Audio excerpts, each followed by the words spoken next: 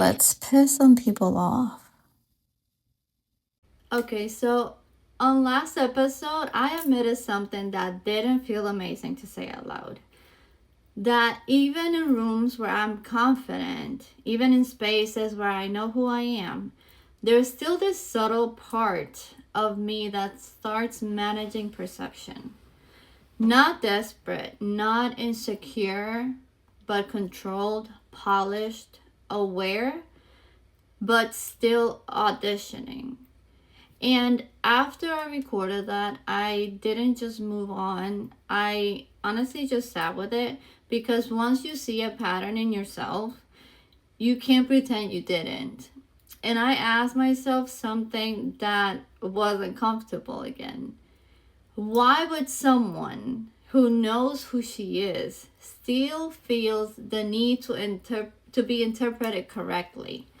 Why does misinterpretation create tension? Why does being misunderstood felt heavier than it should? And the answer wasn't flattering at all. It wasn't insecurity. It was conditioning. I don't think most of us try to be chosen because we're weak or unsure of ourselves. I think we try to be chosen because at some point being misunderstood didn't just hurt, it felt unsafe. Not physically unsafe, emotionally unsafe. There's a difference in that. And a lot of us were labeled very early on. And we didn't question it because we were young. Therefore, we adapted.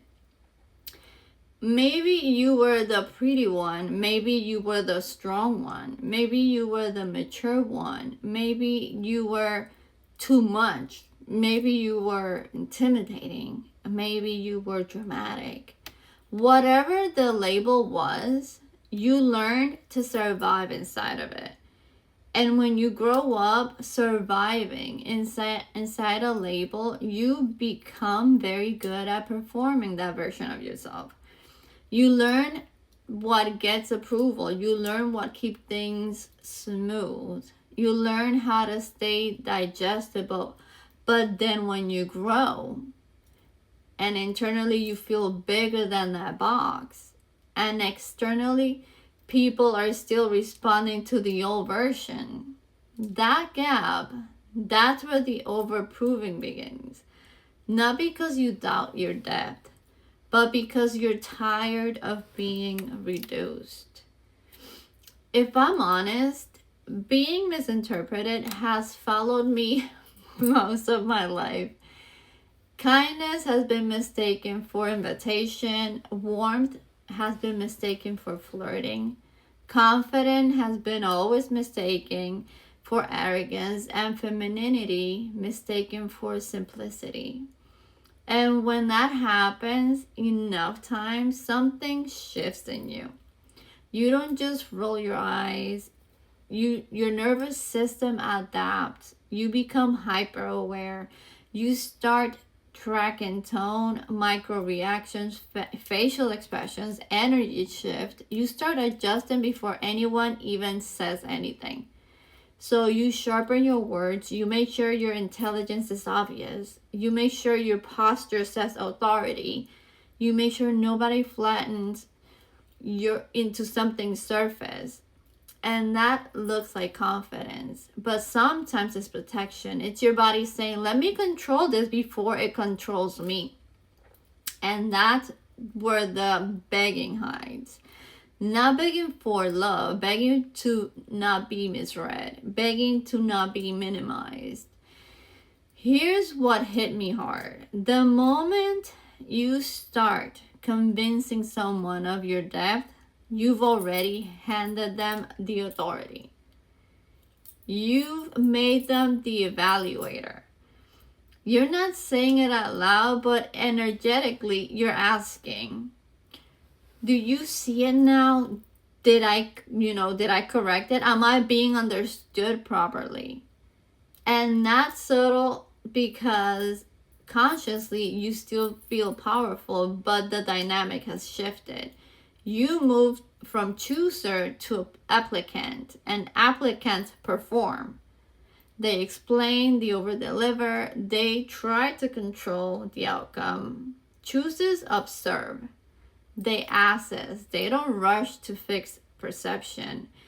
And when I realized how often I was still slipping into applicant energy, that humbled me so hard because it shows up everywhere in dating and friendships and business and marriage. Instead of asking, do I actually like this person? You start asking, do they get me? Do they understand me? And those are not the same questions. So I had to sit with something deeper. What if I learned somewhere along the way that being chosen meant safety? If they approve me, I'm secure. If they understand me, I'm safe. If they validate me, I belong. That belief doesn't come from nowhere. It comes from earlier versions of you who felt unseen. And those younger versions learned that managing perception kept things stable. But here's the uncomfortable part. What if real security isn't being understood by everyone? What if real security is being misunderstood and not unraveling? What if it's letting someone misinterpret you and staying steady instead of rushing to fix it? Because I know that's hard. Because explaining yourself feels like control, usually. Silence feels exposed. Letting someone be wrong about you feels risky. But maybe that's the growth you need. Here's something what I'm practicing right now. Instead of hoping people see me correctly, I'm asking whether they even have the capacity to see me fully.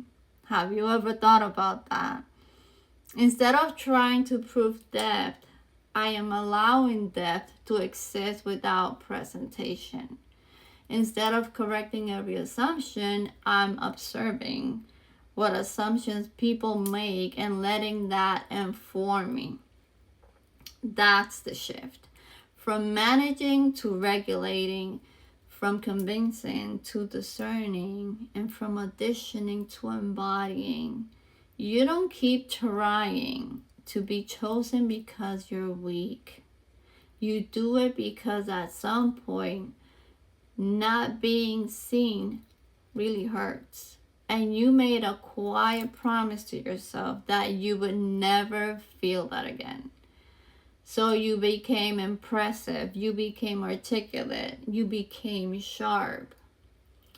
But real self-selection, it's letting some people misunderstood you and misunderstand you and not chasing them. It's trusting that the right people won't need a presentation. And that kind of steadiness, that is not loud.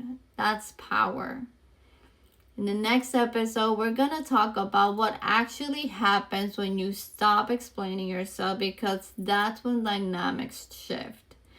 That's when people react. That's when you find out who was attached to your performance and who was connected to your essence.